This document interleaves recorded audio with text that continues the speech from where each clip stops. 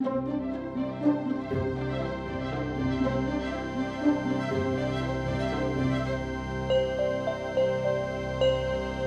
have said in previous videos that the 7 deadly sins, or capital vices, each pervert a fundamental human love designed to either propel us towards that which is good or away from evil. Since the capital vices twist these fundamental loves, they stand at the head of a series of other vices that flow from them. So, what about gluttony? As living human animals, we survive by taking in nutrition from our environment. We need to eat. Thus, God has attached great pleasure to the acts of eating and drinking to ensure that we take in the nutrition that we do need. Now, this is good and reasonable. It is good for us to love, then desire, and finally take great joy in acts of eating and drinking. But as reasonable as this might be, as fallen creatures, our desire for the pleasure of food and drink can become unreasonable and sinful. St. Thomas says that gluttony denotes not any desire of eating and drinking, but an inordinate desire. Now, desire is said to be inordinate through leaving the order of reason, wherein the good of moral virtue consists. Wherefore, it is evident that gluttony is a sin. But how does this work? How can eating and drinking be disordered? First, we must understand that the purpose of eating and drinking is nutrition. Next, we must understand what it means for an act of eating to be ordered to nutrition in the first place. And here, we must make a crucial distinction. The traditional Christian understanding of a human action being ordered to nutrition is very different from our contemporary scientific notion of a particular piece of food being nutritious. Let me explain. Due to the blessing of modern science, we can weigh, measure the micro and macronutrients of a particular piece of food and then compare its nutritional value to another piece of food. But just because one piece of food scores higher than another in our modern notion of nutritional value does not mean that that unit of food is itself ordered to nutrition.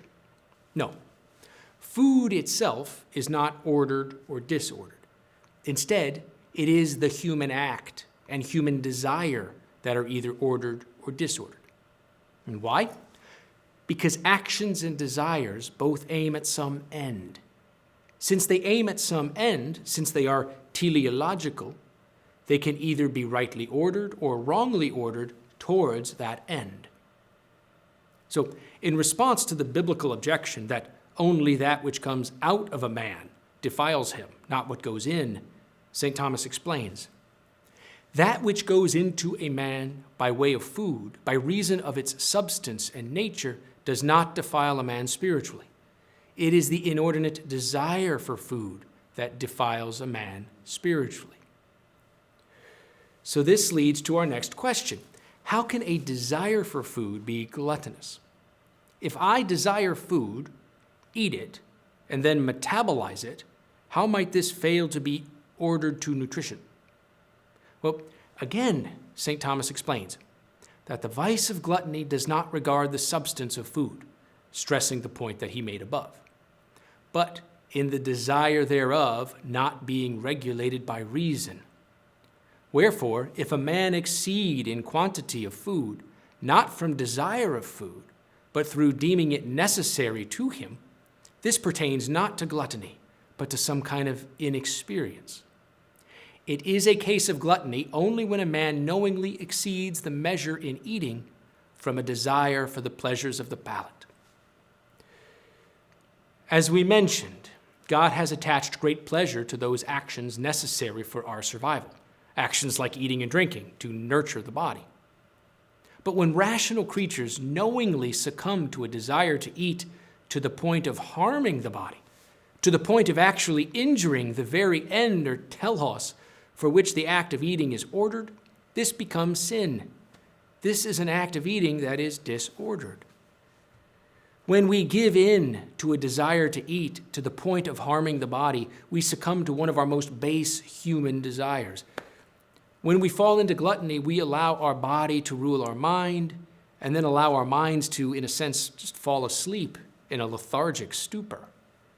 We behave like irrational animals who are mere slaves to our stomachs, ordering our lives solely around what we can put in our mouth.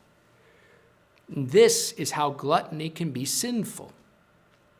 Since it regards the pleasures of food for the nurturing of the body, it is not the greatest of sins, but nonetheless, gluttony can become a mortal sin. This is so not because certain foods are evil, nor because the act of eating is evil, but because our concupiscent desire for food can turn us away from the true end of our rational nature, that is, knowing and loving God. St. Thomas explains, if the inordinate concupiscence in gluttony be found to turn man away from the last end, gluttony will be a mortal sin. This is the case when man adheres to the pleasures of gluttony as his end, for the sake of which he contemns God, being ready to disobey God's commandments in order to obtain those pleasures. This is also why gluttony is a capital vice, a vice at the head of a series of daughter vices. Since nutrition is a fundamental need, eating elicits a fundamental love. And since eating elicits a fundamental love, the corruption of this desire brings wide-ranging consequences. The tradition lists 5 daughter vices of gluttony. First, unseemly joy, whereby we habitually act with an adolescent giddiness, a giddiness that does not bespeak of a true joy, but almost a childish frivolity that rather displays a loss of control over ourselves. Second is scurrility, which is the vice of an incessant, inappropriate use of humor, a use of humor for mere show, out of all proportion to what is actually being discussed.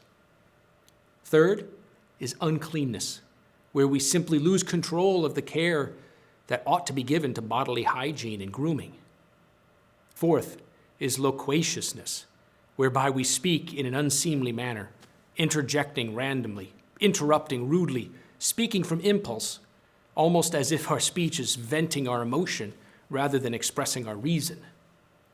And fifth is dullness of mind as regards the understanding. Since we have habituated ourselves to follow our stomachs rather than our reason simply loses its focus and atrophies. Now, it is clear from gluttony's daughters that it, more than any vice, causes us to lose control over our bodies, to behave in ways that are far less than human, and to even become like animals.